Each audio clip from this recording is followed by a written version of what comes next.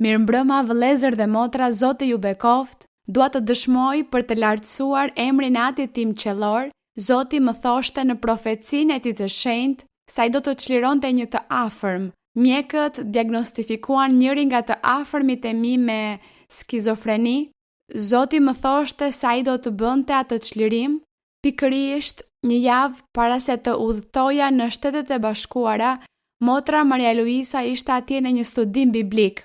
Familjarët e mi ishin të shqetësuar dhe motra ime më thoshte se ai person po kalonte momente shumë të vështira, sepse as ilaçet nuk e kontrollonin më.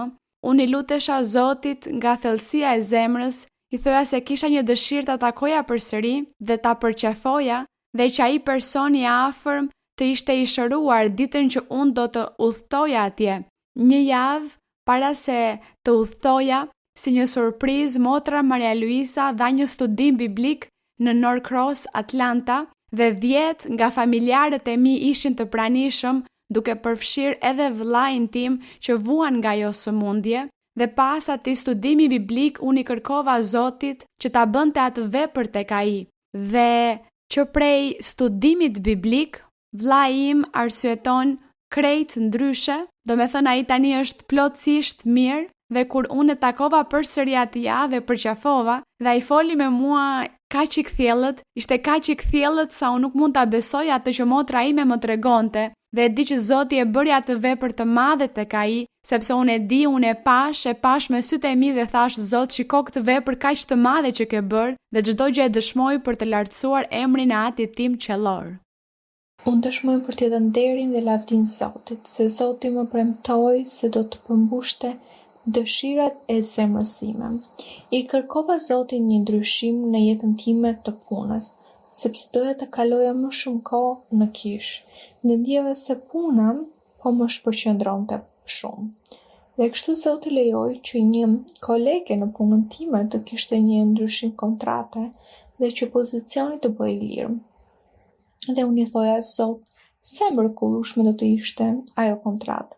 Por kolegët e mi më thoshin mos shpreso shumë, sepse në pikën nuk do të jetë e mundur. Dhe ato kontrata i jepen në një pikë shumë më të lartë. Dhe pyeta Zotin dhe i thash, Zot, nuk dua të kërkoj ndihmë atij buri ose supervizorit tim, sepse nuk dua të bëj gjëra bazuar në favorizëm, jo Zot, dua që gjithçka të jetë e lishme, e kujdesshme dhe e rregullt, siç na ke mësuar. Dhe të lutem ty, mbreti im, të më japësh këtë punë. Dhe kështu Zoti e përmbushi premtimin e tij. Disa ditë më parë, më mori në telefon supervizori im dhe më tha se do më gëzonte zemrën. Dhe më tha shumë i emocionuar, Valeria, nuk e di pse, por burimet njerëzore më telefonuan dhe më thanë se kontrata është për ty. Pra jap lavdinë Zotit.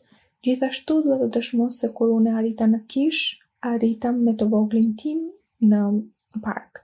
Dhe Zoti më tha se ai më kishte sjell mua atë të vogël që mbaja në park dhe se ai do të na bekonte, se unë nuk do të ndjesha kur vetëm, sepse ai do të ishte me mua, se ai do të më jepte mençuri, dhe se ai të më ndihmonte ta rrisja atë krijesë, dhe se nuk duhet të shqetësohesha sepse ajo do të ishte gjithmonë me mua këtu. Në kish, kur e vogla ime ishte rreth 4 ose 5 vjeç, Zoti më foli për një situatë vështirë me shëndetin e saj. Kurse unë nuk do të shqetësohesha sepse ai do të ishte gjithmonë me ne. Kur ajo ishte rreth 2 vjeç, ajo situatë lindi dhe ishin kohë shumë të vështira sepse pash që ajo po puante.